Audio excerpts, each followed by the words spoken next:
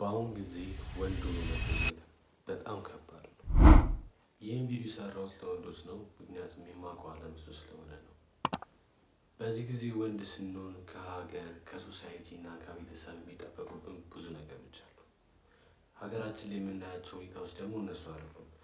የመጣንበትን ቤተሰብና ሶሳይቲ እንድናገለግል ይጠበቃል። ፋይናንሻሊ፣ ፊዚካሊ፣ ስፒሪቹዋሊ አድርገን እንድንገኝ ይጠበቃል። እውነተኛ ፕሮቫይድ ማድረግ የሚችል ወንድ እንድንሆን ቤተሰቡን፣ ጓደኞቹን፣ በዙሪያ ያሉትን ሰዎች መጠበቅ የሚችል ሰው እንድንሆን ይጠበቃል። ሀገራችን ላይ ያለው ሲቹዌሽን ግን እንደሱ አይደለም። ገንዘብ ማግኘት ከባድ ነው። ሰርቶ ቤተሰብን ማገዝ ከባድ ነው። በእኔ ሀሳብ እነዚህ ሶስት ነገሮች ሁሉም ወንዶች በህይወታቸው ላይ ሊተገብሯቸው ይገባል ብዬ የማስባቸው ናቸው። አንደኛና የመጀመሪያው ራስህን ጠብቅ። ራስህን ጠብቅ ስልክ ላይክ ሴታ ሴትነት ብላ ታስበው። በነገራችን ላይ ራስን መጠበቅ ሴታ ሴትነት አይደለም። ወንድ ልጅ ጂም ቢገባ ቢታጠብ ጽድት ቢል ፊቱን ስኪኑን ቢጠብቅ ይሄ ሴታ ሴት ሆነ ማለት አለ። እነዚህ ነገሮች የምታደርጋቸው ከሆነ የዛሬ 20 እና 10 ዓመት ራስን ታመሰግነዋል። ሴታ ሴትነት ነው የሚል ሰው ራሱ እድሉን ቢያገኝ እነዛ ነገሮች ማድረግ ይፈልጋል። ራሱ መጠበቅ ይፈልጋል። ከራስ በላይ ማንም የለም። ከራስ በላይ ንፋስ ይባል። ሁለተኛው መጽሐፍ ማንበብ ነው። ሁሉም ነገር ዩቲዩብ ላይ አታገኝም። የምናውቃቸው ትላልቅ ሰዎች፣ ትላልቅ እውቀት ያላቸው ሰዎች ሙሉ እውቀታቸውን የሚያስቀምጡት መጽሐፍ ላይ ነው። አይታችኋቸው ከሆነ አብዛኞቹ ትላልቅ ክሬተሮች ሙሉ ሀሳባቸውን የሚያስቀምጡት መጽሐፋቸው ላይ ነው። ፖድካስት ላይ ምናምን ሲቀርቡ መጽሐፋቸው ላይ ያስቀምጡትን እውቀት በሙሉ ፖድካስታቸው ላይ ልታገኙት አትችሉም። ሙሉ እውቀታቸውን የሚያስቀምጡት ጊዜ ወስደው የጻፉት መጽሐፋቸው ላይ ነው። እና ሁሉም ነገር ዩቲዩብ ላይ ከመፈለግ ይልቅ መጽሐፋቸውን ብታነቡ ከዩቲዩብ የተሻለ እውቀትን መጽሐፋቸው ላይ ታገኛላችሁ ማለት ነው።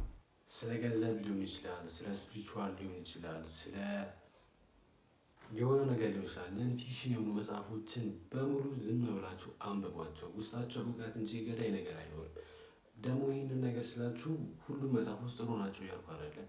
ማመዛዘን እና ማገናዘብ የትኛው ህይወት ተግብሮ የትኛውን ልተው፣ ይሄ ልክ ነው ይሄ ልክ አይደለም የሚለውን ነገር መወሰን የምትችሉት እናንተ። ከሰዎች ጋር ስትቀመጡ የተሻለ የሚያደርጋችሁ ያላችሁ እውቀትና ያላችሁ ሰዎችን ኮንቨርስ የማድረግ ችሎታ ነው። ፎር ኤግዛምፕል አንድሪው ቴትን ተመልከቱ።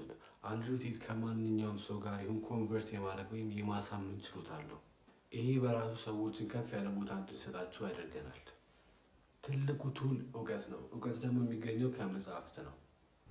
ሶስተኛውና ዋነኛው ስሜትህን አትከተል። ሊደበር ይችላል፣ ደስ ሊል ይችላል፣ ሊከፋ ይችላል፣ ብቸኝነት ሊሰማ ይችላል። ግን ዋነኛው ነገር እነዚህ ስሜቶች ወደኋላ እንዲያስቀሩ አትፍቀድ። በዚህ ንግግሩ የሚታወቀው አንድሪው ቴት ነው። እኔም በጣም እስማማበታለሁ። ጂም መሄድ እያለብህ ስለደከመ ብቻ የምትቀር ከሆነ፣ መስራት ያለብህ ነገር እያለ ስለደበረ ብቻ ማሰራ ከሆነ፣ የሆነ ቀን ሙድህ ስላልሆነ ብቻ መስራት ያለብህን ነገር የማትሰራ ከሆነ እመኔም አቺቭ ማድረግ የፈለገውን ነገር አቺቭ ማድረግ አትችልም። እንደ ወንድ ልጅ ስሜትን መከተል ይጎዳል። አንድ ተጨማሪ ቲፕ ልስጣችሁ። ወንድ ልጅ ከሆንክ ገንዘብ ይኑር። ወንድ ልጅ አይጣ የሚባለው አባባል እውነት ነው። ብዙ ወጪ ስላለብህ አይደለም፣ ወንድ ልጅ ፕሮቫይደር መሆን ስላለበት ነው። የትም ገብተህ ይሁን ምንም ሰርተህ ይሁን ገንዘብ ይኑር። ገንዘብ ኃይል ነው። ገንዘብ ማስተር ኪ ነው። ሁሉም ነገር ይከፍታል።